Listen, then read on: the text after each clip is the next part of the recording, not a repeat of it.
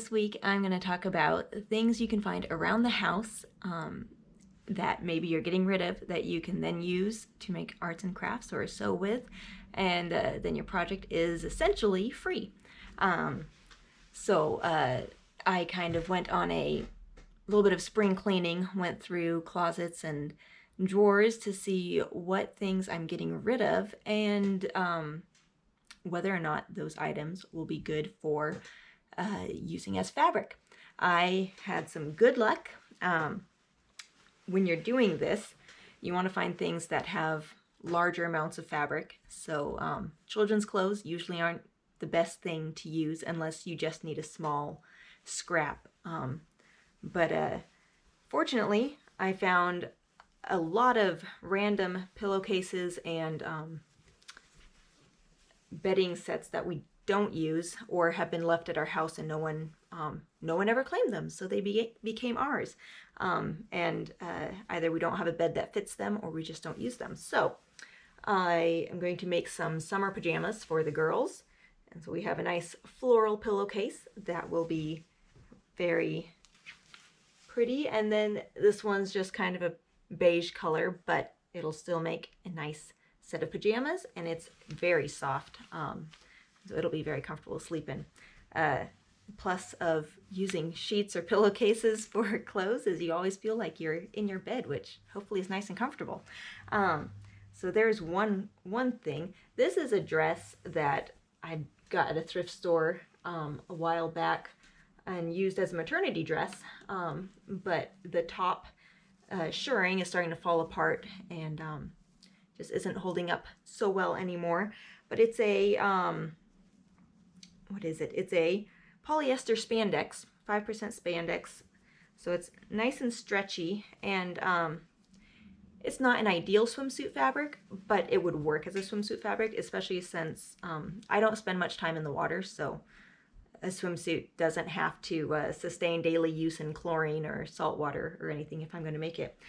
But I love the pattern on this dress, and so I'm going to try to do some hopefully creative pattern usage and make a swimsuit out of this, and we'll see how it goes. And then my big success story this week, we were getting rid of an old couch, and it was an old couch, barely fit in our basement, so we had to cut it into pieces to bring it out of the basement, which meant it's going to the dump. And before taking it to the dump, I cut off all of the pieces of fabric that were still in good shape. There's a fair bit of wear and tear in some areas where it was rubbed on, or but the fabric still has a nice bold blue color and washed out white on the back. And so I'll have enough of it to make, I'm hoping to make maybe some bags. I haven't decided yet if I'll use some of it to make clothing. I don't know. We'll see. But that was a pretty exciting find. So when you're getting rid of something, take a look and see if there's anything useful on it that you can repurpose. We also we took all the feet off of the sofas and have hopes of making an ottoman with a storage compartment inside, which would be fun. But saving the feet from the sofas means we save quite a bit of money when we do finally make that ottoman, because we already have enough feet to make 2 ottomans. And then another thing is mending, which I don't know if you have a mending pile. I always have a mending pile, and usually it's someday I'll get around to this, and it never actually happens. But having kids makes you jump on the mending pile a little bit quicker, because if you don't get around to it, then the pants aren't going to fit them anymore. And so I pulled out a couple pairs of pants that had holes in the knees, and especially one of my girls does not like any of her clothes to have any holes in them. And so if she finds a hole in it, she's changing her clothes immediately.